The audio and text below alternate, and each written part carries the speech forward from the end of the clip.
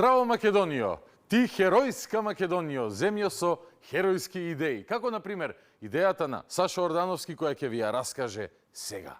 Мене ми се чини, и барам коментар во таа смисла, дека Мицкоски сепак заради сите овие околности и заради притисокот кој што може би дури и не постои во некаква форма, бидејќи гледај, нема притисок без американци во наша политика, американците се откажаа од овој тип на водење политики. Сепак да идната пролет се направи некаква заедничка платформа на сите за влез на бугарите во уставот и да се оди на избори. Ти звучи ли тоа и да се оди на воредни избори кои што... Кои што? Што ќе донесат? Избори на кои ВМРО ќе оди откако претходно ќе оди против својот збор, идеологија и против својот народ, спроведувајќи уставни измени на барање, односно под услови од Софија. Интересна теза на Ордановски од рубриката Гладно пиле прососомбело. Кој треба да одговори? Па човекот кој знае по нешто за бугарските уцени и францускиот предлог. Бујар Османи! Money, money, money, always funny. Би било добро, но не верувам. Прво, јас мислам дека не верувам. И ова исто мое размислување како таа анализата за Трамп. Би било добро ВМРО да се самоуништи, но не верувал дека тоа ќе се случи. Умен човек. Орбан, веројатно потикнати од Москва, иницираше едно идеолошко препукување со Европската унија. Он сакаше да ја минира Европската унија на Балканот. Нели, он имаше клеш со Европската унија по сите фронтови, но некако Балканот му беше убав експериментален терен за да ја победи Европската унија. Зар мислевте дека оваа анализа за бугари во устав ќе помине без вклучување на Орбан и битката во Европската унија? Ви се молам. Каде беше таа битка според моја анализа? Европската унија фаворизира мултиетнички држави во регионот. Нели секојаш дилемата виси дали Балканот трпи мултиетничност или не. Например, Бугарија и Грција се ептен примери за мултиетнички држави во регионот. Така? Така? Не така, ама да не таласаме сега. Нели имаше таа анализата на вика Балканот, судбината на Балканот ја одредиле планините. Не биле доволно високи за да бидат окупирани од големите сили, но не доволно ниски за да има соработка. Имаш регион кој што секојаш бил под некаква окупација, но никогаш во соработка со луѓето. Окупација во соработка со луѓето. Интересен концепт. И моделот на Европската унија беше мултиетнични, либерални држави во регионот. Затоа Косово се оддели од Србија, за да има мултиетнички либерални држави во регионот. И така полека се создава таа оска Вучич Мицковски надол. И сега нема Орбан, ама Трамп го поддржува тоа со националната стратегија. И се прашањето затоа велам, не сум сигурен дали почнува од Орбан. Да.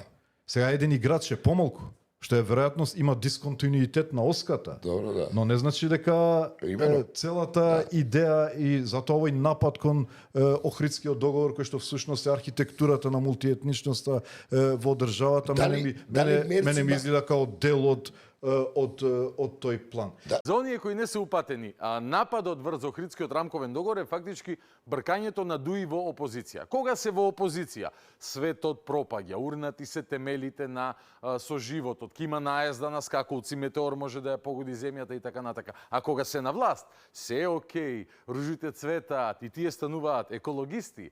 А ако долго не се на власт, од еколошката се закануваат со шумкарската агенда, односно подсетуваат меѓу редови на шумите и горите од кои се симнаат директ во фотели во 2002 година. И затоа се сомневам дека има волја тука или па се уште после Орбан анализираат кој ќе ни биде патот. Иначе додека беше он, ја немав ни надеж дека тука има волја ние да станеме европска, мултиетнична, функционална демократија. Значи не се анализира односот на Бугарија кон македонците и македонската самобитност. Туку Орбан, бла бла бла, борба на концепти во Европа, бла бла бла, тоа била причината за противење на уставни измени по бугарски рецепт. Нашиот поранешен министер и потписник на вториот протокол, за кој патем Теодора Генчовска, министерка за надворешни работи на Бугарија, со која Бујар го потпиша вториот протокол, вели дека вториот протокол е највредниот дел од францускиот предлог. Това, което е много важно, е, че в протокола, който днеска беше подписан, има вече конкретни срокове. Още повече, че протокола, бидейки част и свързан с преговорната рамка, там също има механизъм, който да проследява неговото изпълнение и този механизъм всъщност ангажира останалите страни членки да следят за това изпълнение. Не сам по себе си просто двустранен протокол. Това е най-ценното на така нареченото френско предложение. Мерси, скъпа Теодора. Ама сега анализата ќе зборви нешто за Орбан, Вучич, Путин, идентитетот бетон и ова ќе го заборавиме. Значи, во ваков историски момент, да немаш стратегиска проценка при тоа, со барање за внес на бугарите во уставот во кој во суштина никој не е против. Така. Значи не е тоа затоа што ние сме поминували низ многу поголеми премрежија во смисла идентитетски и така, со заштитени јазици, национални идентитети и така натаму. И овие тоа не го прават, напротив, инсистираат на контра. Се е заштитено. Владата инсистира на контра, вели мудриот Ордановски. Тоа во историјата нема поин, без разлика колку ќе владеат, без разлика воредни редовни избори, без разлика Мицко дали ќе му рипне рейтингот од 13 на 17-19%, ова ќе влезе во историјата како неверојатно губење време, можно со многу драстични последици за еднината. Ништо не може да изгубиме, бре, ништо, освен скапоценното време, ќе додаде оваа опасна анализа. Прашањето, јас еднаш, кога ја слушнав изјавата на премиерот, вели, ние сме спремни да чекаме 10-20 години, и јас велам, веројатно сега во некои структури во Софија отвараат шампање. Не знам, може би тука сум грешка во проценката. За мене, нема поголема штета по идентитетот на еден народ, отколку илјадници, десетици, стотици илјади граѓани кои што стануваат едно сабајле, си го зимаат семејството, патуваат до Софија, си наоѓаат адреса, се потпишуваат дека имаат бугарско самочувство и си зимаат пасош. Аха, затоа решението е комплет на цел македонски народ одеднаш да му се смени идентитетот. Да му се извади пасош на целиот народ веднаш. Што бујаровци малте не прифатиле со француско-бугарскиот предлог. Под бујаровци мислам на Бујар, Таче, Маричич, Пендаровски и така натака. И зошто го прифатиле? За да се намали штетата од тоа некое семејство да земе пасош од економски причини за мигрирање низ Европа. Многу интересен концепт број 2. Кажете ми вие, еве, јас сум албанец, може би го немам 100% тој сентимент.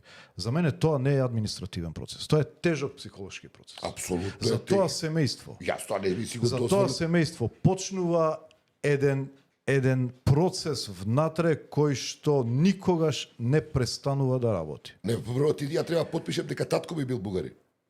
Значи, треба, не пишувам за мене. Викам, таму потпишуваш дека ти си по потекло, значи, дедо ти, татко ти сите. И дека имаш бугарско самочувство. Да, и самочувство не збориме за тоа. Ама сега, да го погазам замислите, покојниот татко и дедо. Едно дете, 15 годишно, 16 годишно, не е свесен за околностите и оди заедно со таткото или со мајката во Софија и вели, што правите? Еве, потпишуваме дека имаме бугарско самочувство. И дека некој тоа ќе ми го продава мене дека е само комерцијален интерес, ќе го зимаат пасошот, ќе има школување вакво или тавко. Тоа е тежок. Тешка идентитетска, како да кажам, трансформација и психолошка. Македонците не се трансформираме така лесно, господине Османи. 3000 години новие простори го докажале Джанам тоа. А во однос на точниот аргумент на Борјан дека некој таму потпишува дека има предок бугарин за да земе пасош, решението сигурно не е да влезеш во канџите на оние кои имаат официјален државен став, дека сите дедовци и баби биле бугари пред 45-та. Што гостинот на Борјан и Сашо, како дел од владата, предводена од Таче, охрабрена од Стево Пендаровски и всушност го направија, им го подпишаа меѓу другото и тој протокол кој е гарант за спроведување на договорот за заедничка, читај, бугарска историја. И сега, до сега бројката, според мои информации, е 230.000 и 50.000 се во процес на процесуирање. А според твоите информации може да има и 35% албанци во Македонија. Ама окей, според Бугарското Министерство за правосудство, цитирано од весникот Труд, во минатите 25 години има издадено нешто малку над 100.000 пасоши. Кој што некаде ми рекоа до крајот на годината може да заврши до 300. Ау, пазете македонци, 300.000 од вас ќе се бугари до нова година. Повторно интересен концепт, абе многу интересен Гостинов. И сега, кога велите вие за 10-20 години, бугарите си велат чекајте. Зашто брзаме ние? Таква имаш изјава. Дајте овие 300 да ни станат 500, да ни станат 600, да ни станат 700. Е сега јас правам споредба. Ти правиш математика плюс без кршмарот.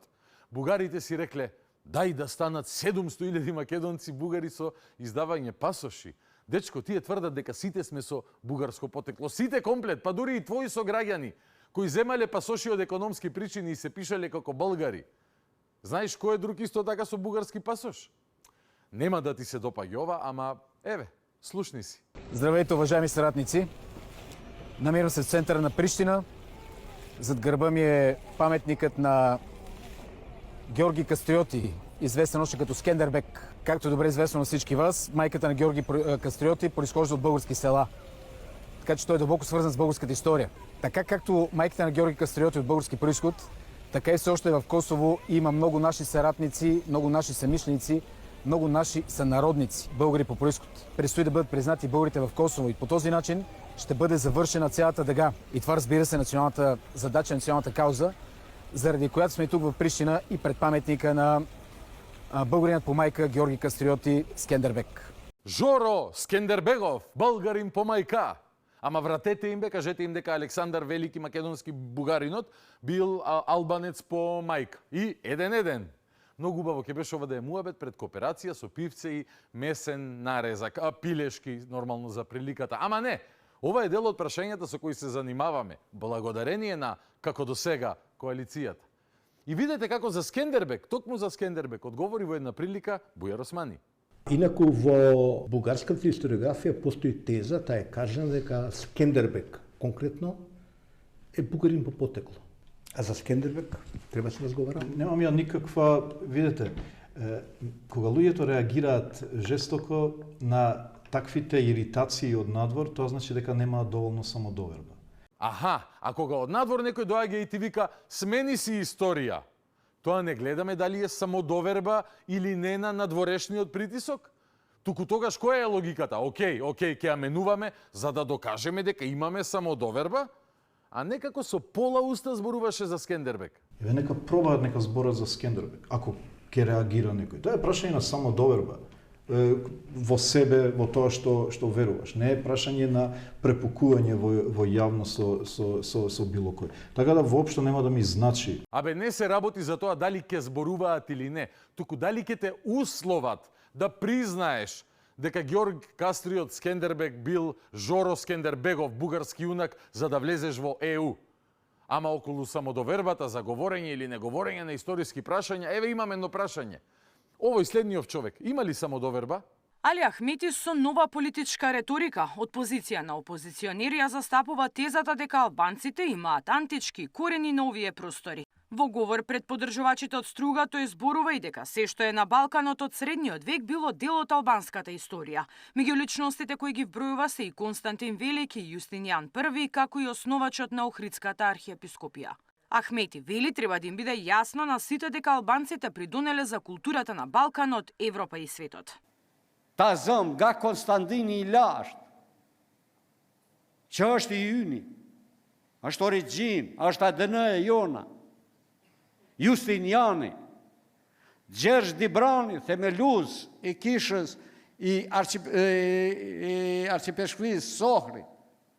Браво, браво, алал! Константин Велики и Охридската архиепископија биле албански. Тоа може. А македонци пред 45 година, тоа, сажалявам, не може, бидејќи бугарите така сакале. Предавство било. Не било.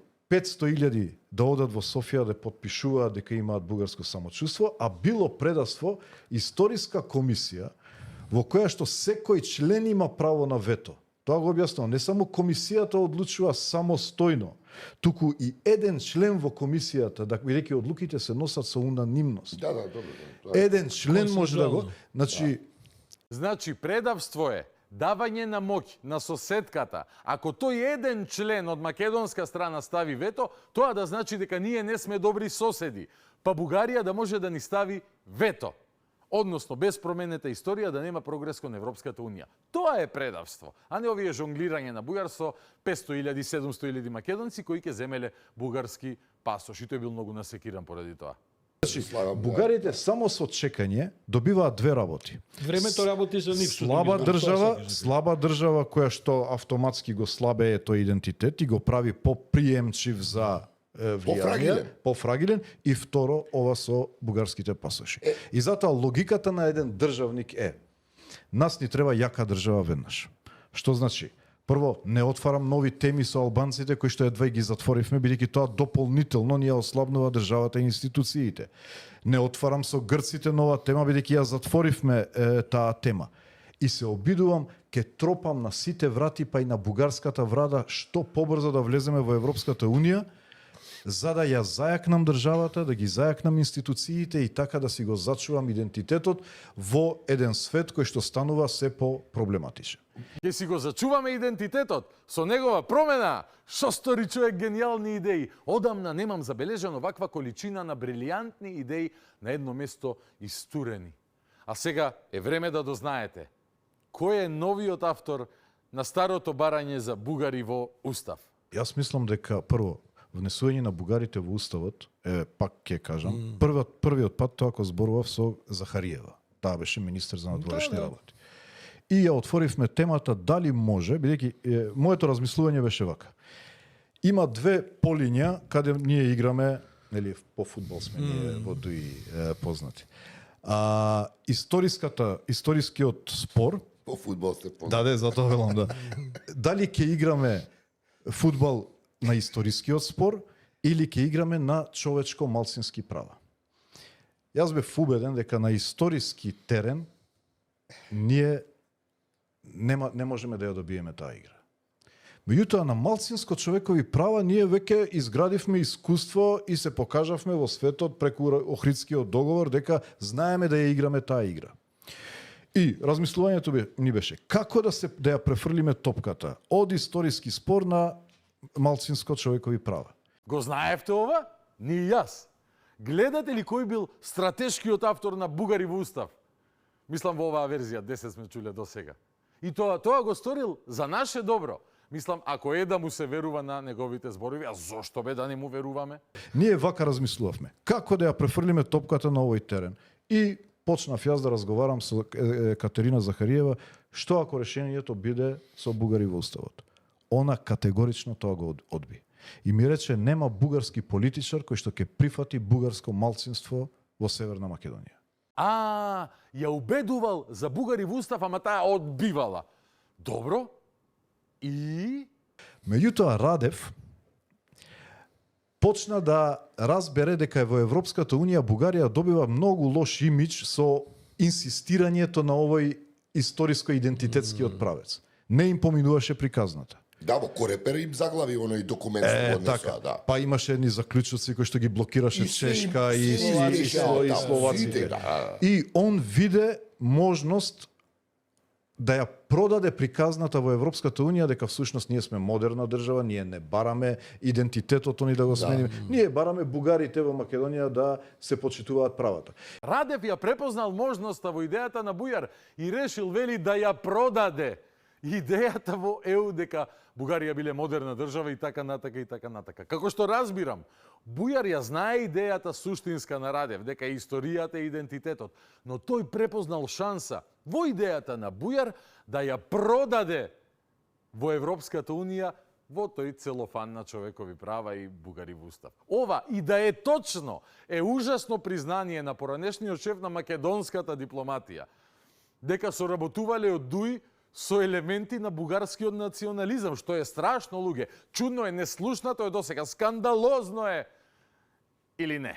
Националиста на Булгарија, un capator vizit pune në Bullgari, după vëdviteve, pikërisht, para se zgjidhet problemi në palën greke, kishte, nga pala greke, u kërkuan një farë ndihme që bulgarët në situatë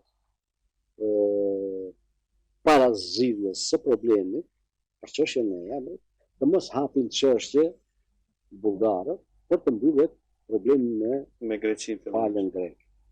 Në këtë kohë, atë unë jam takuar me autoritetet larta të shtetit, presidentin, kryeministrin, ministrin e jashtëm, kryetarin e kuvendit. Por jam takuar edhe me partitë nacionaliste. Partitë nacionaliste, që ishin me shumë ndikim tek autoritetet e shtetit.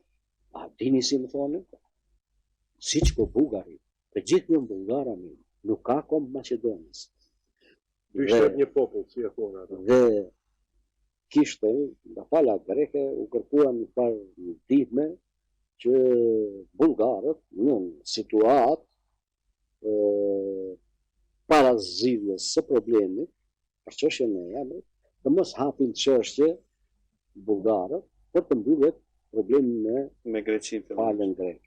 Али Ахмети, роднината на Константин Велики и основоположникот на Охридската архиепископија, признава дека посредувал меѓу грчките националисти и бугарските националисти со цел бугарите да не скокаат пред време и да ќутат пред грците да ни го спопикаат со името. А Бујар па сега прикажува дека тој бил автор на идејата која Радев решил да ја продава како приказна за борба за човековите права, наместо за суштината, промената на идентитетот. И самиот Радев ова го кажал многу пати и сум ви го пуштил многу пати. Точно ова што Бујар го кажува самиот Румен Радев. Представници на неколку бугарски здруженија во Македонија се сретнаа со бугарскиот претседател Румен Радев. Радев посочи дека фокусот на спорот меѓу двете држави од историјата преминува кон човековите права во Македонија, зашто разговарал и со врвот на Европската унија. Трудно е да кажеш кој е Самуил и кој е Гоце Делчев. Те не те разбират. Имаше опити до сега да им бъде обяснено къде е същината на спора. Коя година кой какво е написал, какво е казал. Това нашите партньори в Европейския съюз, които настояват веднага да бъде прията Република Северна Македония по чисто геополитически причини, те това не го разбират. Но когато започнах да говоря и служебното правителство за копенхагенските критерии за членство, за човешките права, за дискриминацията, от това разбират. Кой е Самуил и кой е Гоце Делчев? Те не те разбират. Имаше опити до сега да им бъде обяснено къде е същината на спора. Еве, ајде да речеме дека е навистина идеја на Бујар, а прифатена од Радев. Таа идеја за бугари во устав е маската позади која стојат многу други барања за идентитетот. И мразам да повторувам, ама и тоа го кажал Радев многу пати. Погледнете уште еднаш, особено деновиве многу луѓе се будат со нови сознанија за ова што се случува и го зборуваме со години. И сега тука се создаде таа вин-вин ситуација. Ние сакавме да излеземе од историскиот спор, да одиме на човекови права, он виде можност и тука се создаде ситуација да има договор. Вин-вин ситуација, вин-вин. Вие како влада сакате да не лажете дека не се работи за идентитетот, вин, и дека што би рекол Црни Венко никогаш Бугарија не негирала, вин-вин, а Бугарија ќе замачка очи на Европа и ќе продолжи да не дроби на ситно, крачка по крачка, вин и за нив, а лалбе победници. Да, продолжам фудбалската метафора. Наместо таа топка на гради да дочекаме и да пукаме волеј, ние во аут ја фрливме тоа. Може ли сега се бачиме во офсайди и во... Сакам фудбалски жаргон, ме наежи. Награди и волеј. Сега ќе видите волејот. Кои се барањата на Бугарија после уставните измени? Повелете, господа. Трябва спокойно и ясно да заявим, че ние не поставяме никакви нови условия. Ние искаме единствено да се изпълнят поети вече ангажименти, които са залегнали в преговорната рамка, която много ясно описва какво да се прави. Че ние не можем да градим добросъседство и устойчиво европейско бъдеще с език на омразата, с фалшификации и обиди към българите в учебниците. Много ясно да се дава сметка, че позициите трябва да се градят на базата на обективните исторически факти, заради факта, че ние сме обединени от обща история, култура и традиции вече 13 века. И много важно, към преговорната рамка има неразделна част. И това е протокола, подписан между двете държави. Вписването на българите в Конституцията е преди началото на преговорите е задължително, но недостатъчно условие. Не по-малко важно е да има ясни механизми и измерими критерии за изкореняване на десетилетната политика на дебългаризация, кражба и фалшификация на българската история, за възстановяване на разрушени паметници и знаци на българщината по тези земи, за опазване на българското културно-историческо наследство, за изкореняване на езика на омразата, за реабилитация на всички жертви, репресирани само заради това, че са продължили да се наричат българи. Се ви раскажал човекот многу пати. И дополнително дека протоколот, кој е фактички гаранцијата за спроведување на договорот за заедничка, читај, бугарска поради правото на вето историја, е многу значаен документ за нив. И дека со уставните измени само започнува процесот, во кој потоа ќе продолжи дробењето на идентитетот на ситно со уцени и условувања. Говор на омраза, учебници, споменици, дрн. Нели им прифатиш дека било говор на омраза, например, да кажеш бугарска фашистичка окупација, пипер в уста. Вето, бато. И ова екипава од погоре го нарече тоа волеј, кој награди и треба да го запуцаме према гол. Епа тој волеј од прилика би изгледал токму вака.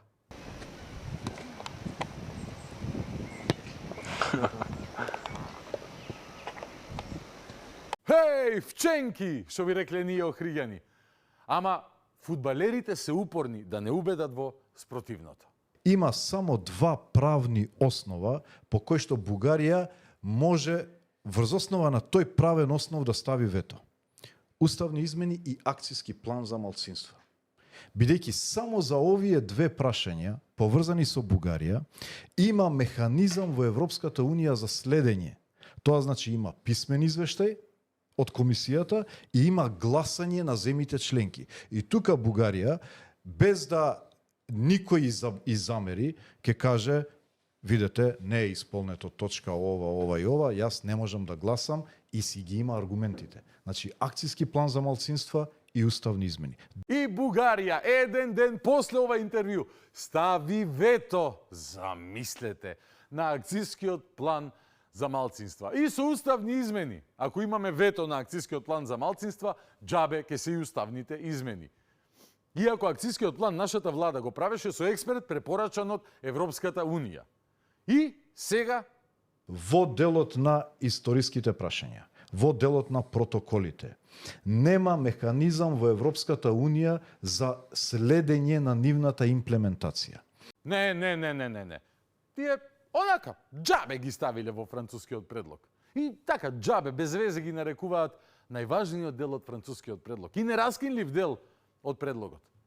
Бидејќи Бујар тврди, луѓе, разбирате, тие немаат механизам, вели Бујар, како преку тоа да ни стават вето. Не знаат бугарите, пак ги превеслал Бујар.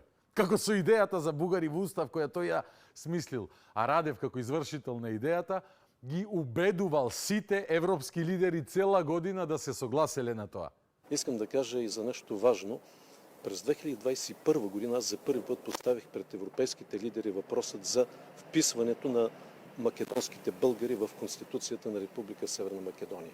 Отнеми една година да убеждавам европейските лидери защо това трябва да стане и чест прави на президентът Макрон, че той първи оцени целесъобразността на тази идея и със съвместните ни усилия тя беше вписана в преговорната рамка от юли месец 2022 година. Ако после ова не ви е јасно, совршено јасно, дека Бујар Османи и Румен Радев работат заеднички за наше добро, за заштита на македонскиот идентитет и за Бугарија, значи Османи и Радев работат на тоа Бугарија фактички да нема можност да ни става вето за историските теми и идентитетот. Јас не знам што треба да направам да ви стане тоа јасно. Ништо не разбирате ако ова не ви е јасно. И јас заедно со вас ништо не разбирам. Како ни за тоа дека Радев, истомисленикот на Филипчевци, за многу од прашањата поврзани со Македонија, е прозападен херој, а не некаков руски тројански коњ. Владата на Бугарија го прекинува обезбедувањето оружје од бугарската армија за Украина. Ова го изјави премиерот Румен Радев на почетокот на денешната седница на Советот на министри на Европската Унија. Веќе дадовме доволно, а нашата земја продолжува да трпи социоекономски штети од оваа крвава војна, рече Радев, кој е убеден дека решението на конфликтот не може да се постигне со воени средства. Одлуката засега ја коментираат странските медиуми. Според Блумберг, одлуката на новата бугарска влада да престане да ја обезбедува оружје на Украина е во спротивност со напорите на европските земји да го зголемат притисокот врз Русија за прекин на војната. Хеј, како вака бе? Зарем Радев го олеснува притисокот кон Русија, кој би рекол, може би јас, со моето тврдење дека Бугарија сака да ја држи Македонија надвор од Европската Унија по секоја цена, во интерес меѓу другото и на Русија. И дека СДС-то со колаборационизмот работи на руските и бугарските интереси, а не на македонските. Ај погодете како ќе гласа Радев за ова. Брисел барал санкции за рускиот патриарх Кирил. Европската Унија предложи санкции, вели веста, против патриархот Кирил и во 2022 година, ама тогаш Унгарија ставила вето на одлуката со свое образложение. Што мислите, како на ова ќе реагира Румен Радев? Еве една прилика кога седеа еден наспроти друг, Румен Радев и патриархот Кирил, по повод денот на победата над фашизмот, односно денот на Европа. Для меня не было вопроса, ехать или не ехать в Болгарию. Я отодвинул все поездки и все обязательства с тем, чтобы быть в Болгарии в эти дни. Потому что память о героической борьбе русского и болгарского народа за освобождение православной Болгарии – это особая страница в истории нашего народа, наших народов. И я бы очень просил вас, власти, Јас бих искал да помоля вас сохранять эту память. Вся Европа была против. А Россия не посмотрела на Европу. А Русија не погледнала на Европа. Движимая своей любовью к болгарскому народу, я вам хочу сказать очень ясно, что Болгарию освободила Россия. Искам јасно уште веднаш да ви кажам, че Болгарија била освободена ни од Польша, Русија. ни Литва, ниту Полша, ни другие страны. Россия, Россия, Россия, Россия, Россия, Россия. Патриархот Кирил му држеше историска лекција на Радев, поради знамињата на европски земји кои ги видел во Софија за време на посетата, а не руското, нели? Радев молчеше и слушаше. И вие би сакал Венко да молчите и да слушате, кога пак тој го зборува ова. Тоа равенство дека Мицковски е прокси руски играч. Затоа што Унгарија јасно ги подкопува сите механизми на делување на стратегиите на Европска Унија. Тие се уште ги блокираат 90 милиарди помош за Украина, што е еден од приоритетите на Европската Унија. Се повеќе излегува на виделина, всушност дека премиерот Христијан Мицкоски е прокси руски играч во регионот и тука во Македонија. Во очекување Филипчи и СДС да одржат нов прес во кој ќе го искритикуваат Радев за антиевропските политики. Но ќе потенцираат дека Бугарија не негира и нема опасност во спроведување на бараните уставни измени и ставање на бугарите во уставот. Предлагам и трет прес да одржат СДС и да им кажат на Мерци и на Макрон дека Мицкоски е проруски, а не се тоа СДС кои соработуваат со прорускиот Радев. Премиерот Христијан Мицкоски од самитот во Тиват се враќа задоволен и охрабрен, со силен оптимизам за забрзување на евроинтегративниот пат на државата. Оптимизмот, како што рече, го темели на билатералните средби со францускиот претседател Макрон и германскиот канцелар Мерц и нивниот нов предлог за забрзана интеграција на Западен Балкан. Што знаат Макрон и Мерц? Па што знае и премиерот Мицкоски со таа негова борба за зачувување на националните интереси? Достате со тоа. Многу е полесна политиката, како што ја гледавте досега кога овие фудбалери разговараа. А во суштина, Радев и Османи имаат некаков заеднички план. Ние го игнорираме и викаме: "Хо, волеј, сега ќе дадеме гол!" И наместо гол испаѓа вол. Како со името, како со ги решивме сите прашања со соседите, како со датумот во авионче и така натака и така натака. Ама нема везе да пробаат. Ако проđe, проđe. Не проаѓа. Можеби кога Филипче ќе ослободи ТВ Алфа, работите ќе се поинакви. До денот на слободата ние продолжуваме јако, остро и на прва да се изразам фудбалски. Како Илија Најдовски. Топка некоја може и да пројде, ама играч нема шанса. Одиме на разговорот во студио. Вечерва со подпредседателката на Собранието на Република Македонија, Весна Бендевска од Движењето Знам. Останете со нас. Започнуваме веднаш.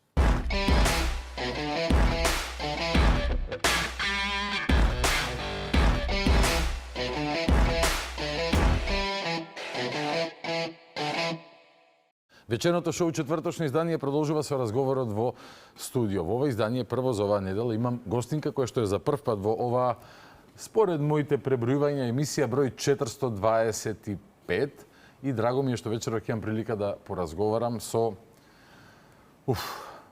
пратеничката од редовите на Знам, подпредседателка на партијата Знам и на Собранието на Република Македонија, госпоѓа Весна Бендевска. Добро вечер, добре дојдовте. Добро вечер и за вас. Мора да се договориме на почеток на дали ќе зборуваме на стандарден македонски јазик, на битолски или на охридски дијалект. Долго време сте во Скопје? Во Скопје сум од како во 2006 година бев за прв пат избрана за пратеник. Мојот последен мандат беше 2014 раната пролет. Потоа си бев во Битола, се додека повторно не бев избран 2021 кога станав членка на Комисијата за спречување и заштита од дискриминација. Патувам нон-стоп на релација Битола-Скопје. Не се откажувате од Битола? Мојата ќерка е вработена во Скопје, користи, имаме изнајмено стан, така да на таа релација се движи. Мајка секогаш да е тука да помогне, така? Така е. Сакам да поразговараме вечерва на повеќе теми, но би почнала од она што е сега најактуелно. За кого како, за мене, предпоставувам и за вас, тоа е посетата на македонската делегација во нашето блиско соседство, на Блискиот Исток, во нашиот референтен систем, што некако да немаме ние војна со оружје како на Блискиот Исток, како Израел, Палестина и така натака, но имаме специјална војна, една која што се одвива долго време и сега имаме некои нови епизоди во рамките на таа специјална војна, некои шокантни или не толку баш откритија за луѓето кои што ја следат ситуацијата, но финалниот заклучок е после средбата и на председателката Гордана Силјанска-Давкова со незиниот хомолог од Бугарија Илијана Јотова, дека уставните измени, ова со малце смеење го кажувам, бидејќи истото сум го кажувал овдека од 2022 година, буквално, кога излезе тој француски предлог, но дека уставните измени, замислете, не се последниот чекор кој што би можел да овозможи бугарска блокада на нашиот пат кон Европската унија на идентитетските теми, историја, култура, јазик и така натака. Туку се само почетокот. Дали бевте вие шокирано уште еднаш од оваа реафирмација малтене на познатите бугарски ставови? Видите, шокот предпоставувам беше кон апологетите на ставот на Социјалдемократскиот сојуз дека ние сами себе си предизвикуваме неможност да влеземе во Европската унија затоа што упорно одбиваме нели да направиме еден онака чекор на добра намера и да ставиме бугари во преамбула на Устав. И на уште 2-3 места во Уставот. Тие се шокирани, но јавноста, предпоставувам, долго време и се дебатира и се прави. Бугарија никогаш не ги криела своите ставови. Тоа е проточено во протоколот. Тоа не го разбрал само оној што не сака да го разбере. Но после вчерашната посета и изјава на председателката Гордана Силјановска-Давкова веќе е јасно. Тоа го кажа впрочем и сегашниот председател на бугарската влада Румен Радев, кога вели да, бугарите во устав ви се почеток за можност за почнување на пристапните преговори и јасно е што ќе се случува доколку не се сменат нештата. Одлична е посетата и што вчера направи председателката, затоа што изразува добронамерноста на македонската надворешна И проактивноста, нели, дека ние не бегаме од разговор. Добрите меѓусоседски односи се императив и за нас и секогаш бил. Апсолутно. Македонија никогаш нити се мешала во нечии внатрешни состојби, нити има намера да се прави. Ова што го трпи Македонија години наназад е веќе навистина премногу за било што и како. Имавме една многу интересна средба во Собранието на Република Македонија. Тоа беше заедничка седница на Националниот совет за евроинтеграција, кој го води, председава со него пратеникот Венко Филипче и Комисијата за европски прашања, чиј председател е Антонио Милошовски. И дебатиравме околу последниот извештај за состојбата со напредокот на Република Македонија кон евроинтеграциите. Во присуство и на еврокомесарот и на речиси цел амбасадорски кор во Скопје, отворивме една суштинска дилема и јас си дозволив да им објаснам јавно, одговорница. Дали се свесни дека првиот македонски устав 1991 доби највисоки оценки од господинот Бадентер од Венецијанската комисија. Устав кој ги задоволува сите критериуми и кој овозможува апсолутна еднаквост на припадниците на заедниците што живеат и од секога живееле во Република Македонија. И досега веројатно сме земја рекорден по бројот на уставни измени. 36 Да, 36. амандмани. Првиот амандман, знаете ли за колку време е донесен? За колку? По 2,5 месеци од донесувањето на устав. И тоа беше она реакција на нашиот шиот јужен сосед, која бараше експлицитно во устав да ставиме дека немаме територијални претензии кон соседите и дека мора да се смени тогаш во пакет и знамето. Сега од оваа дистанца имам доволно животно искуство, не само политичко, да кажам, не знам дали со тој чин на добронамерност и подготвеност да ги исполнуваме критериумите само да станеме дел од европското семејство, дали не се создадоа услови да навистина кон Македонија се испорачуваат специјални услови. Македонија стана експеримент на Европската унија. Мисли дека со тие први гестови наши дека фактички им кажаме дека ние сме податливи да бидеме како хрчак или глувче во некој експеримент и да пробуваат врз нас тоа се што ќе им беше еден текне? многу сензитивен период кога Југославија се распаѓаше во многу крвав конфликт. Македонија не остана без, немавме ни тегнало во Охрид, викаме, не знам, чатал. Ама беше оаза на мирот. Војската ни чатал немаше, да, но како ќе ние какви претензии кон Грција? Нашите претензии секогаш биле кон плажите на Халкидики во летниот период. Друг начин или идеја за современа Македонија нема. Тоа беше услов да бидеме запишани и да се признае самостојноста после референдумот во 91-та во Обединетите нации, во кој членуваме во првите земји со создавањето како рамноправен дел од поранешна Југославенска федерација.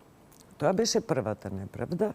Меѓутоа, ради конфликтот и ради цела состојба, дали тоа едноставно попуштање предизвика потоа апетитите да растат и внатрешно, и на внатрешен, и на надворешен. Оти ако ја гледаме историјата на секој амандман поединечно, особено на трите пати која се менува преамбулата на Уставот, ќе стане јасно и на секој европски дипломат низ каква, да кажам, низ какви патешествија поминуваме како млада европска демократија која има најискрени намери да биде дел од европското семејство. Ги исполнуваме критериумите во овој момент многу повеќе од земјите кои сега се форсираат. Дури при посетата на председателот на Црногорското собрание кажа дека Македонија прв пат доби кандидатски статус кога Црна Гора не постоеше. И навистина жалеше за нашата, условно да кажам, ситуација во која се наоѓа. Господи Бендевска, сите жалат, но кога во Македонија се на власт политичари кои што немаат проблем да прават отстапки, во името на тие би рекле нивната страшна визија државотворна, државничка за европска перспектива и подобар живот на граѓаните, во суштина, нели, тоа е целофанот за исполнување на барањата од соседите, за да добијат некаква поддршка од надвор, да си стојат на фотелите. Знаеме по кои начини тоа се одвива во Македонија, по кои начини се правело, и покрај тоа што сите жалат, сепак гледаат да пробушат онаму кај што е најтенко. И сега во една таква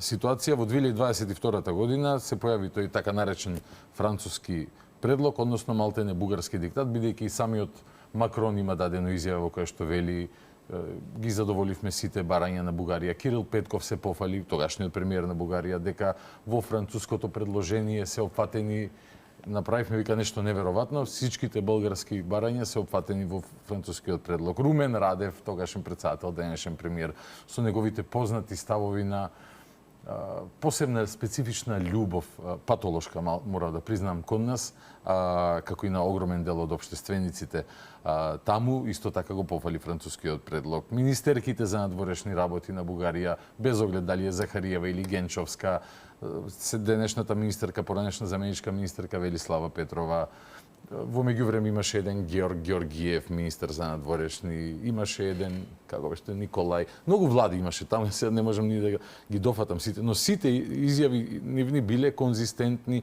кон нас. Суштината е дека француското предложение е сет на 3 документи.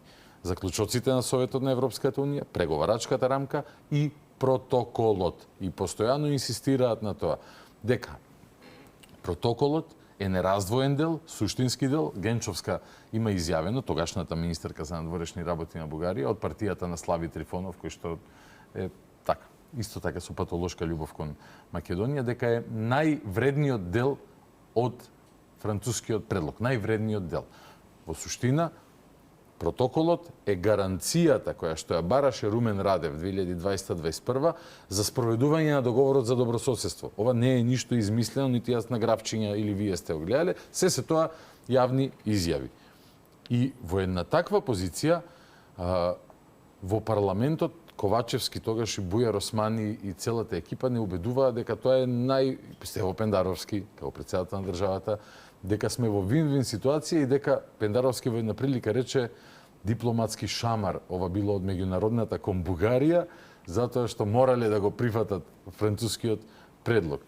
И некоја се прашувам, навистина ли се веруваат тие луѓе на тоа што го зборуваат,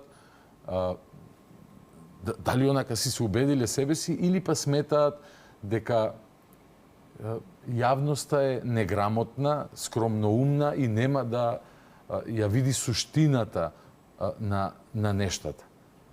Не, јавноста апсолутно ја познава и суштината и тоа го потврди на последните избори 2024. Јас на вистина немам објаснување за сегашната раководна структура во Социјалдемократскиот сојуз. Како тие значи не ја примија лекцијата од народот, а се фалеа дека ја разбеа. Дека кога ќе носиш такви одлуки во собранија надвор ти протестираат 80% од македонскиот народ, дека за тоа ќе ја плати штетата. Не разбра нити нивниот председател Филипче, кога во очи на локалните избори, ако се сеќавате, најави дека еве во собрание, иако никогаш сам ја врати не ја видовме, темата во суштината. Сам ја врати со ништо не предизвикан ќе предложиме бугари во устав под итно, најдоцна до декември 25-та. И на прашањето, а што ако тоа не е единствениот услов, одговорот беше, па тогаш ќе ги извадиме од уставот. Буквално ова беше така, знам дека е смешно, но за мене е и трагично. Тој председава со најголемата во овој момент опозицијска партија. Мислите ли дека се најголема? Не ги знам јас сублимарно последните анкети, ама Па ќе се задржам на резултатите изразени во пратенички мандати и сега во собрание. Како и да е. И очигледно не се свесни што предизвикуваат кон македонскиот народ. Очигледно, затоа што на последното гостување го гледав поранешниот премиер Ковачевски, која кажа зошто, на прашање зошто го прифативте францускиот предлог. Моментум, рече. Пред 3 дена го одбивте, па по 3 дена рече, па немаше подобар предлог на масата. Па побогу, ако немаш добар предлог, значи требало да оставиш да трае. Простете, но за змија или магаре, но не мислам дека беше моментот да се бираме ги змија или магаре. Ама тоа и народот јасно на улица го порача. Добра, зошто го има тоа? Вие сте биле дел од СДСМ до 2014 година. Пред некој ден ви нотирав една изјава на комисијата дека СДСМ исчезна. Бевте малце устори подиректна. Да, и тврдам и тоа стави. Јас дека исчезна во 2014 година кога дојде Зоран Заев. Кога не постои партијата заради која собствениот идеолошки став сум влегла и сум работела за остварување, кога не постои, заминуваш. Зошто овие екипи од Заев навака како да држат до ставот дека тие знаат подобро од граѓаните, бидејќи во принцип политичарите се бирани од граѓаните за да ги застапуваат интересите на граѓаните, кои што се препознале во програмата, во делови од програмата, во идеологијата на партијата. Друго прашање е дали денес СДСМ, ова СДСМ воопшто има и некаква идеологија. Но од каде им е таа неоправдана самоувереност да мислат дека и тоа напати и го кажувале. Ковачевски, например, викаше, ако ние чекавме на народот, немаше да имаме Охридски рамковен договор, немаше да имаме Преспански договор, немаше да имаме договор со Бугарија. Ти вака го гледаш, викаш, добро и што ако немаше да ги имаме? Каде е грешката да го послушаш народот кој што те ставил на одредена... Ковачевски не беше ставен, беше октруиран како председател на влада, но и за Заев да зборуваме. Заев го лажеше народот. И каже, уставот нема да се менува додека дишам, додека ова, додека она. Да. Но зошто го има тој став дека тие ќе преземеле големи државнички потези, ќе ја плателе цената за тоа, ама сакаат сепак и покрај тоа што тие ќе ја плателе цената, сепак народот да ги сака и да ги држи бидејќи биле страшни визионери. Психолог сте по професија. Да, и многу често се повикувам на Фройд. Фатив една мисла која искажа Филипче кога објавуваше за последниот нивен конгрес. Нели беше два моменти беа многу клучни. Се одлучија да ја промовираат својата нова платформа за дејствување. Твоја држава, твоја шанса. Пазете. Твоја Македонија е она што асоцира на коалицијата на ВМРО 24-та со која го оствари овој резултат. И тоа е така, да. Но каже уште една многу суштинска работа. Рече, одлучивме да ја вратиме социјалдемократијата. Тоа е потврда на мојата теза од пред неколку дена. Дека не постои... Социјалдемократијата згасна во 2014 и јас стојам зад мојот став, дека ставот на Заев ќе го сублимирам со една позната негова изјава. Па треба малку кичмата да се поднаведна и дека на таа партија не му стои патриотизм. Да, не и приличал патриотизм. Партија која влече своји историски корени од СКМ преку СКМ ПДП, па на програмски конгрес се одвоила од комунистичката идеологија, преминала на социјалдемократија, вие во 2026 ќе врат. Па каде ви беше социјалдемократијата од 2015 до денес? Што направивте со неа? Кратко сакам да само подсетување заради јавност. Многу често се подсетувам, Бога ми ги подсетувам и моите пријатели кога говорим. Нема зијан од повторување. Почнаа бомбите, дојде Заев, почнаа бомбите, нели? Тоа е февруари 2015. Нели, нема правда, нема мир. И се случија протести, па и насилни протести. Луѓето и поверуваа. Што се случи? 2016 имаше избори. Дали СДСМ победи? Не. И ќе ве замолам кога говорам Социјалдемократски сојуз, мислам предводен од Заев. Добро. Не победија. Изборите ги победија единствено во 2020 година. Што се случува? Со Беса, да. Но да. Со Беса. Да. Со албански гласови подршка 40... Заеднички листи. 46, 44 разлика во мандати. Тоа беше точна математика нивна, Беса имаше некои 15.000, победија со 13.000 разлика. 2017 година е финалето на најавата на Заев дека ќе треба, мали сме, беззначајни сме, небитни сме, очигледно не шетал доволно по нашите споменици и гробишта каде што лежат хероите кои сонувале за Македонија да биде самостојна држава. Очигледно не шетал. Затоа што им должиме некој.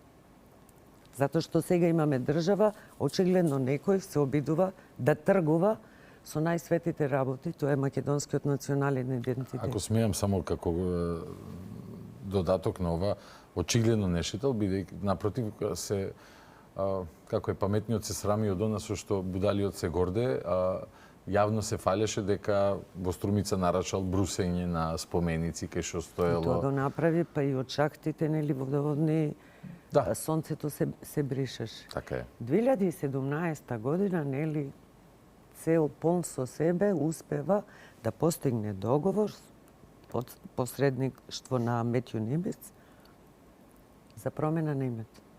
Каква реакција имаше од граѓаните? Иста. Така е. Иста имаше. Така е, да. Се одлучија јуни месец 2017 година се подпишува Преспанскиот договор. На 17 јуни точно. На 17 во Нивица се подпишува и во тој договор се превзема обврска Република Македонија да го смени своето уставно име. Значи треба да се смени устав, но да не заборавиме. Треба да почне дебата и околу резултатот на првиот референдум со кој македонците со 95% излезност се одлучија за самостојна независна држава. Тоа го заборавија народот ко памети.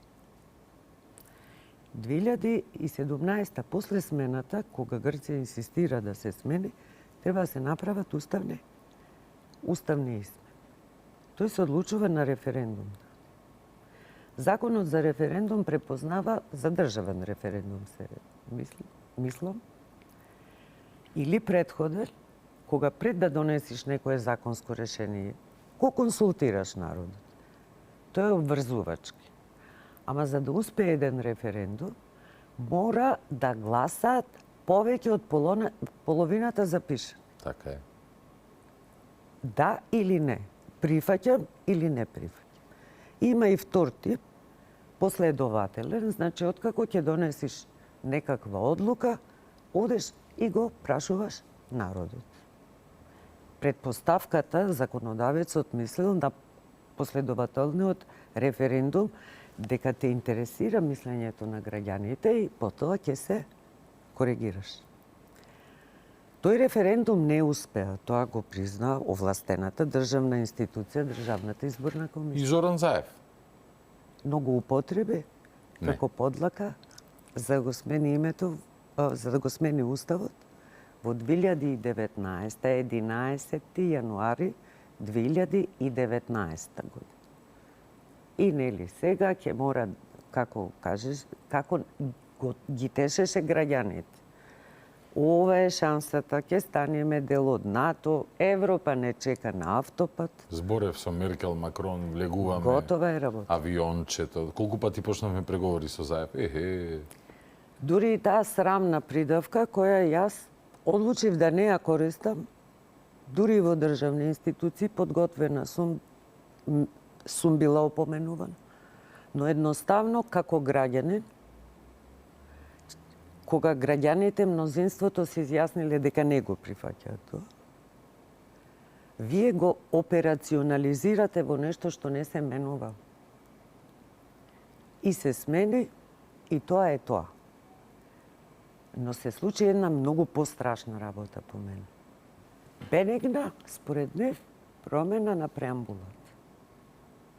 Преамбулата е темелот на која се заснова Македонската национална држава, република. Таму е раскажана приказната, нели, за формирањето на државата. И сакам, многу често го говорам ова. Ако во 91 година формулацијата во преамбулата вели Република Македонија е национална држава на македонскиот народ и сите заедници што заедно живеат и ги уживаат сите подеднакви права. После 2001 уставните измени, кога нели и рамковниот договор стана дел дури од преамбулата, а формулацијата беше Македонија е држава на македонскиот народ и делови од албанскиот народ, турскиот народ, влашкиот, делови од, но се уште е задржана формулацијата дека Македонија е држава на македонскиот народ. Ние резервна немаме држава. Овие трети измени, на кои жалам што нити стручна, нити експертска јавност не се посвети, бидејќи ја кријат суштината на причината и делувањето на Социјалдемократскиот сојуз предводен од Беа криени уставните амандмани, да ве потсетам, помните во тој период бараше јавноста да ги види, да ги дискутира. Рече не ги покажуваме за да не предизвикуваме тензии. Да. Неверојатно, но ете тој човек беше премиер во Македонија. И тогаш, од тогаш, вака звучи преамбулата. Република Македонија е држава на македонскиот народ, албанскиот народ, турскиот народ, српскиот народ, влашкиот народ. И сега уште ако почнеме со народ, нели ви доликува дека Македонија сега е територија во која живеат повеќе народи? Па генерално да, бугарската теза, идеја е тоа да Македонија да се третира како територија. И така било од 91-та до ден денес. Затоа уставните измени со кои бугарите ќе се признат за државотворен, конститутивен народ, не смеат да се случат. Движење Знам не поддржува внесување на бугари како државотворен народ. Движење Знам ќе обстојува на своето признавање дека секој граѓани, сите сме граѓани на Република Македонија, припаѓаме на различни народи, но заеднички ја креираме македонската нација. Ние се уште доцниме и никако да ги убедиме граѓаните, се додека ги држиме во толку спротиставени политички ставови, тоа го пренесуваме и на улица. Така е. Така да ние, македонскиот народ, заедно со албанци, турци, срби, роми, власи, жалам што евреите не биле ставени, затоа што се конститутивен дел од македонската историја и наследство, Бугарија има сосема друга причина за да бара бугари во уст. Како гледате на можем да кажем и новиот амбиент, кој што да кажеме потекна од оние прво регионални иницијативи да земите од Западен Балкан бидат некакви приклучни членки на Европската унија, доброволно откажувајќи се од правото на глас или вето или амбасадорско застапување. После тоа беше преточено во некаков нон-пейпер на Мерц, па заеднички став на Франција и Германија, нели како мотори на Европската унија денес, без Британија во сликата веќе 10 години. И оние средби кои што премиерот Христијан Мицкоски ги имаше во тиват на самитот, тет-а-тет и со Макрон и со Мерц. Човекот не може јавно да каже се не ни треба, не ни смее, не ни е паметно или тактички добро, но некако се назира дека ако ништо друго, и ова е и многу позитивно и суштински поразително за целата наша приказна, дека конечно денес сме се избориле, барем да ги слушнат нашите аргументи. Тоа го кажува премиерот, јас сум среќен поради тоа. Друга страна си викам, добро бе, мајко му стара. Значи, предходно не се ни труделе да ги кажат нашите аргументи. Нели, ако логички расудуваме и ефектите тоа и го говореле. Се фалел и Маричич и се фалел, коментирали и Маричич и Бујар Османи денес и Филипче зборува. Ние пробавме, ама ова беше недоброто можно решение. Ковачевски тоа го кажа. Јас не знам како пробали и колку пробале, но еве како со конзистентно обстојување на собствените позиции, кои ќе беа многу појаки, ако и СДСМ беше дел од тој кампус, и ние како држава бевме унисони пред Европа, пред Бугарија, пред сите, дека, извинете, ама ова е навистина црвена линија, а не нели дел од таа црвена линија некој со гумичка да сака да ја брише кога ќе има шанса, но еве, не се, фала му на Бога, мнозинството ви е големо во парламентот, нели по потреба и 2/3 сте имале кога и да било потребно. Светот тоа го доживува како јасен израз на волјата на македонските граѓани и очигледно ете имаме прилика барем да бидеме слушнати. Ако имаме среќа во геополитичкиот контекст, можеби ќе се случи и нешто многу повеќе од тоа. Но доказ дека имам чувство. Битката се чувство води. Дека кога примаме странски делегации европски, дали на парламентарно ниво или државно, или кога сме нивни гости, сакаат да ја слушаат оваа приказ. Сакаат, јас многу често споделувам и ги прашувам, знаете ли како се чувствувам јас? Кажете ми зошто за мене важат поинакви услови, за разлика од граѓаните кои живееле во сегашните земји. Настапувате на човечко ниво. Апсолутно. Сакам да ме раз.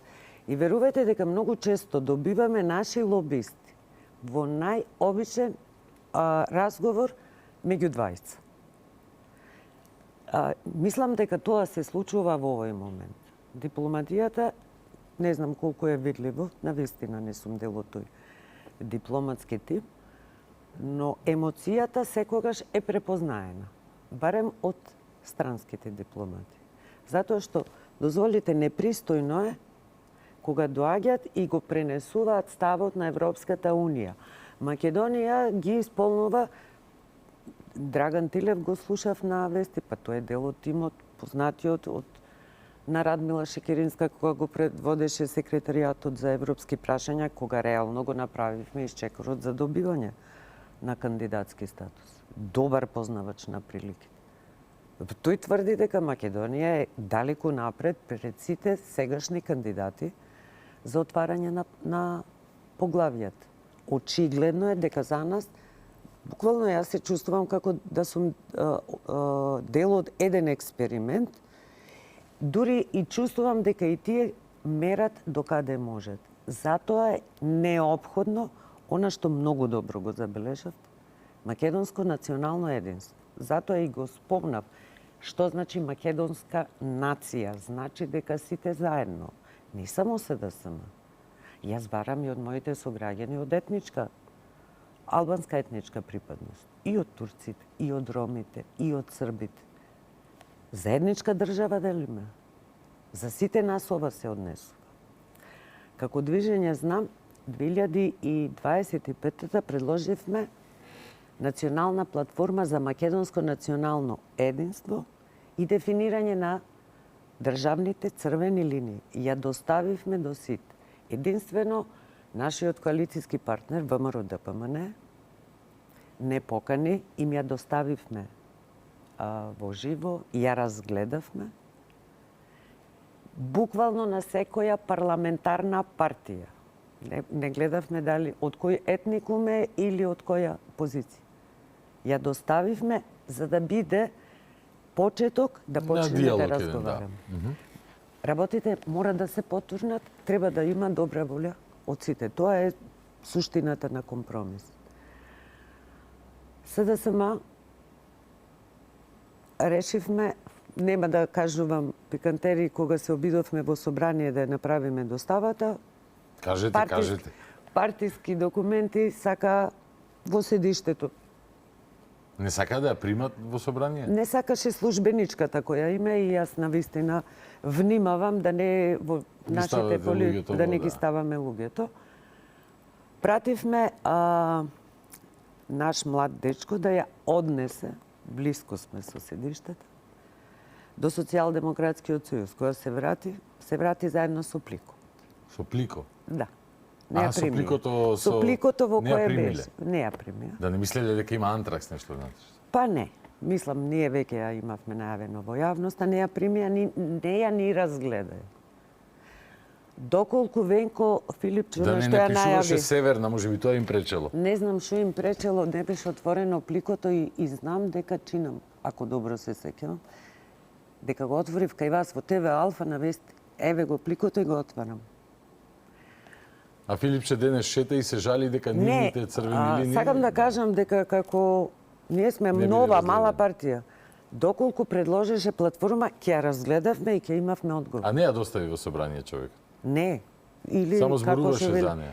Па нели имаше и во кулуари, барем во собранието се говореше дека дел од пратениците остро реагирале, ама како и да е, пред локалните повторно излезе со предлог бугари во устав подитно до декември. Да, и пред неколку недели, точно на 4 мај, на денот кога нели одбележувавме погибијата на Гоце Делчев, кажа дека не дискриминирала Бугарија никогаш. Тука сакам да ми прокоментирате. Вие бевте председателка на Комисијата за спречување и заштита од дискриминација.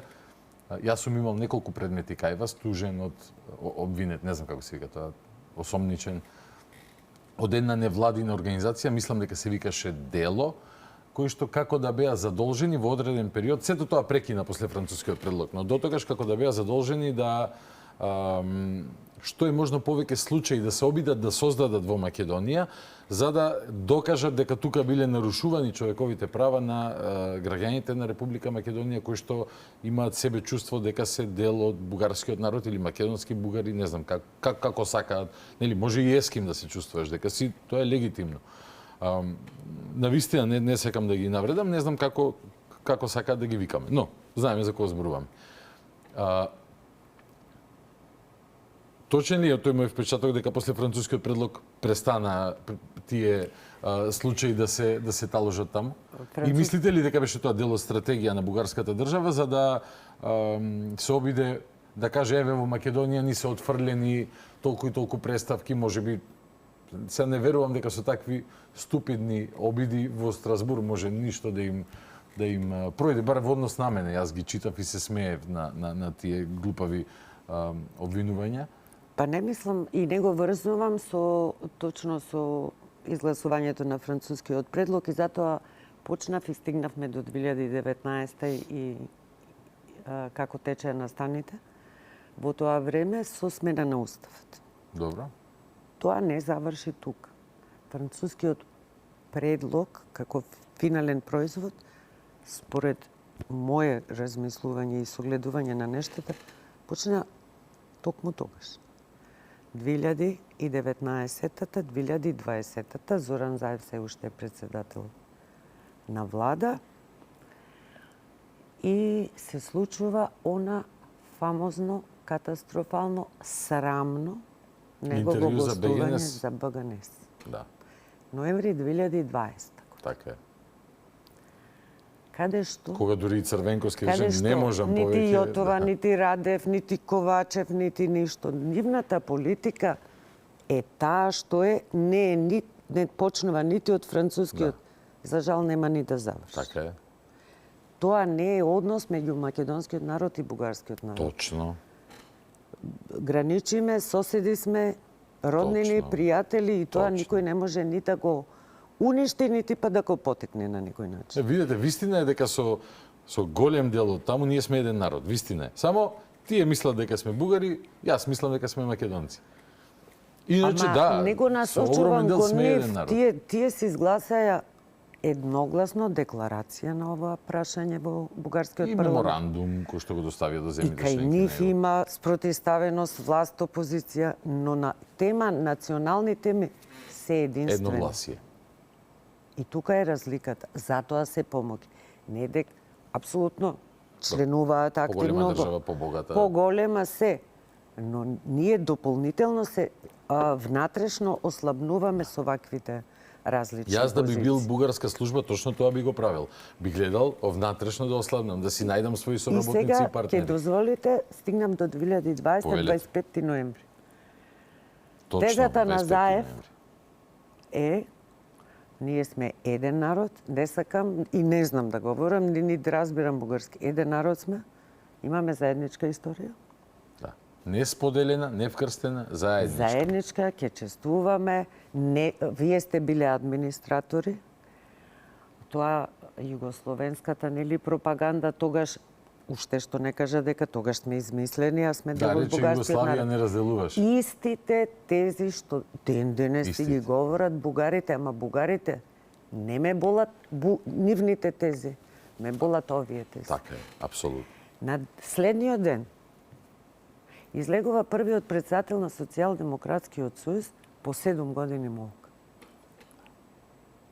И ќе ми дозволите да го парафразирам. Поведете. Го повикувам цело членство со статус почесен председател. 7 години заминат од партија. И објаснува, 7 години стојам настрана. Не ради друго. Туку ради, откако формиравте влада, се обреќе кон членовите на Социјалдемократскиот сојуз, не сакав да се стекне впечаток дека ви се мешам во внатрепартиските работи, иако многу често не се согласував со вас. Но сега не можам да премолчам. Ги повикувам членовите и на владата, и на Централниот одбор да свикаат итна седница и јавно да се оградат од ставовите на председателот Заев. Затоа што, сега го цитирам, ова ќе стане став и на Социјалдемократскиот сојуз како партија. И тоа ќе биде погубно не само за партијата, туку и за оваа држава. Точно до збора. Тоа беше. Тоа предизвика реакција од нивна страна. Немаше не се одржа централен одбор. Сите истомисленици, веројатно, предпоставувам, тој што се обидел тоа да го спроведе и да бара такво оградување, не успел и се публикува. Сега ќе ви цитирам нешто, во живо го правам. Одам на профилот на Венко Филипче, 2020, ноември 26.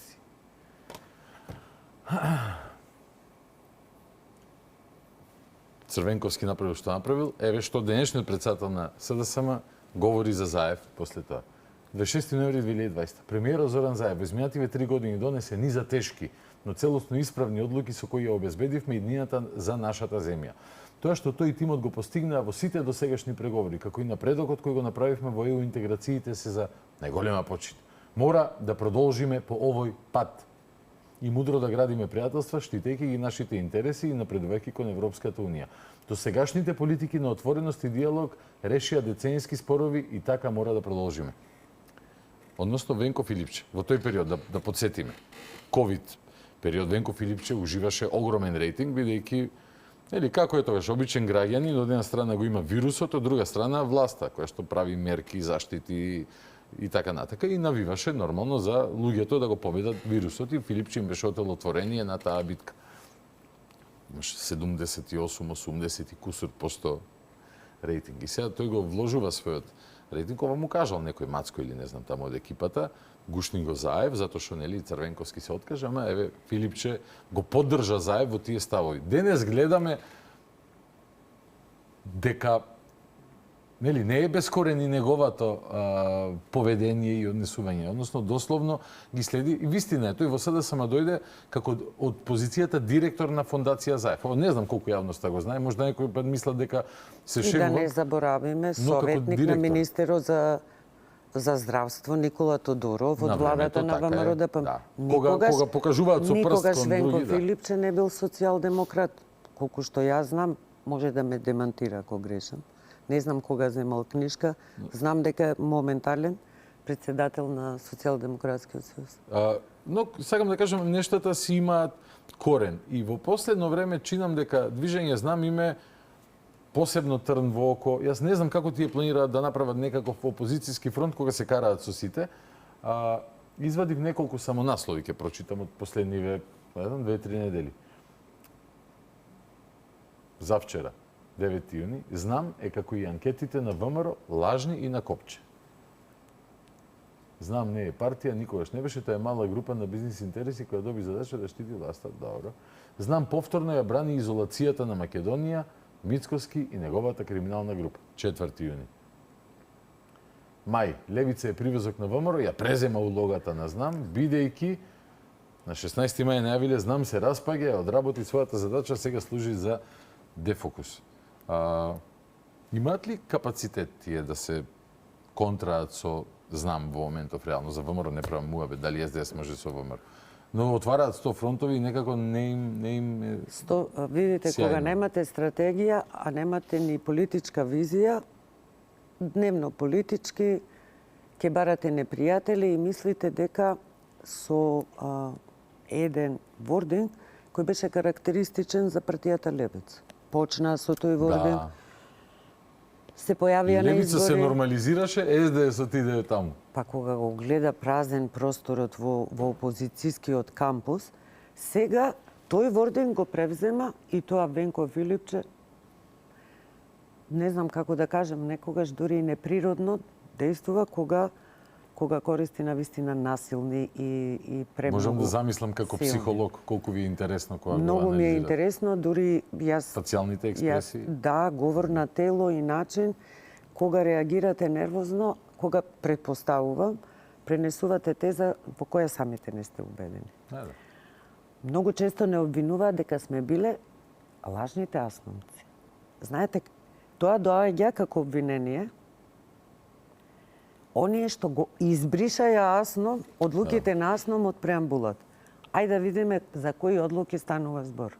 Клучни, 9 одлуки. Кој што Заев рече, не е фер, ги навредуваат грците. Не точно вака, ама парафразира. Македонскиот јазик е официјален јазик во Република Македонија. Второ, 2 август, Илинден, е македонски национален државен празник, тоа што ги боли бугарите. И трето, да не заборавиме, 2 август 1944 година, на првото заседание се носи декларација за основните човекови права на сите заедници во Македонија. Така е. Сега Бугарија ќе кажува, потписници сме буквално на сите меѓународни конвенции кои се однесуваат за заштита на човекови права. Сега Бугарија, оваа земја ќе ја нарекуваат земја која шири говор на омраза и не обезбедува еднакви права на македонските бугари. Да, но Бујар Османи вели ние бидејќи сме тука јаки, затоа тоа го прифативме. Не.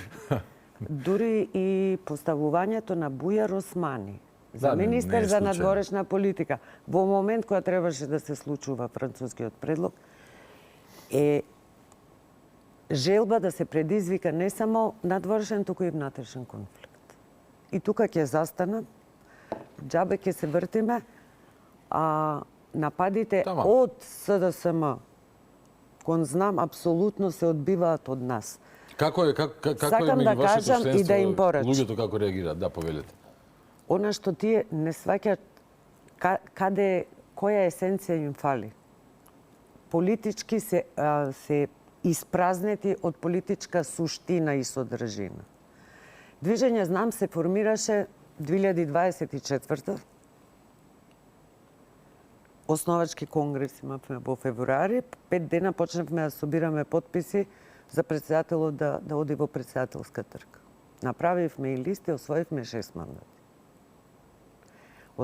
Наша платформа е таа, еден примерок носам за вас, прв пат е од нашиот предлог за македонско национално единство. Сакам да го имате. Благодарам. И да почнеме да разговараме на тоа. Се поставивме, реагиравме и формирани сме. Патем го бара во тој период и господин Димитриевски, не успеавме да се ускладиме со термини. Иначе сакав да му дадам фронт Но, да го промовира. Тука сме ќе говориме. Движење Знам остро реагираше на попустливоста на владите предводени од Социјалдемократскиот сојуз и ДОИ.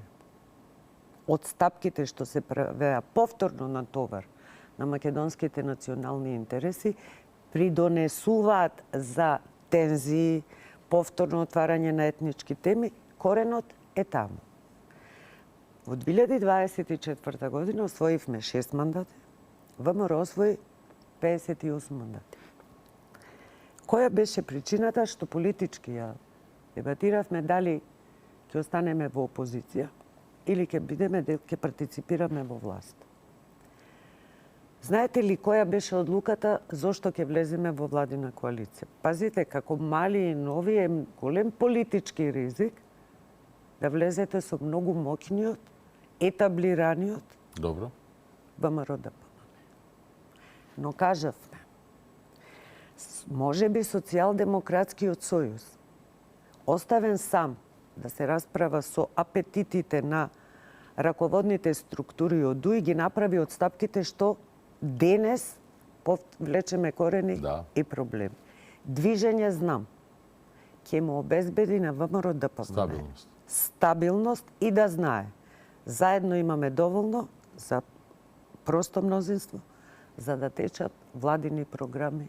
Само и само два услови баравме да се. Добро. И тоа е преточено во платформски документ со кој стапивме во коалиција. Прво, Движење знам нема да седи во влада во која ќе партиципира ваков и нереформиран ДУИ. Да. И Движење знам нема да партиципира во власт на ВМРО, доколку на било каков начин катастрофалното раководство на Социјалдемократскиот сојуз што не доведе до оваа ситуација партиципира. Тоа беа двата услови. Навистина имам искуство во политиката, сметам дека е тоа многу зрела политичка одлука. Со 58 ВМРО го нема потребното мнозинство и не само молев не смееме веќе заради задржување на владин кабинет да попуштаме онамо каде што не. Добра е коалицијата, функционираме, ние не преговаравме директно со партиите од тогаш Вреди или Вле. Тоа поголемиот носителот на власта си го направи, но гледам некакво поместување после нивното етаблирање како една партија.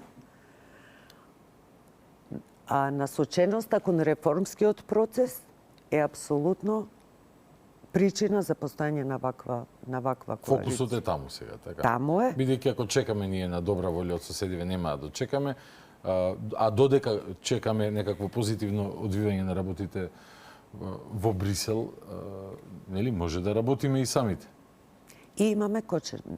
Сега имаме кочење на овој процес од Социјалдемократскиот сојуз. Затоа и така емотивно и остро реагирав на седницата на политички систем. Значи, прво ќе излегуваат и ќе велат доцните со реформите, доцните каде ви се законите. Доаѓаат реформските закони. И знаете што се случи кога дојде првата транша закони од реформска агенда, за која имаме рок 30 јуни. И велат, добро, ние даваме подршка на реформскиот процес, но ќе дадеме амандмани. Убаво, закони се носат со консензус. Партиципирајте, бидете важен дел од реформскиот процес и опозицијата партиципира во носење на закон. И наедно се случува, ќе им прифатите амандмани. И тие после излегуваат ваков катастрофален закон, иако е дел од реформска агенда, не го поддржуваат. Мојата теза е, СДСМ не сака реформи. Затоа што за Венко Филипче во овој момент под реформи подразбира бугари во уста. Какви концесии плаќаат? Не знам, не можам да тврдам, но ние имаме сосема спротивен став. Реформи ќе направиме и ќе ги исполниме копенхашките критериуми максимално што можеме. Што значат копенхашки критериуми?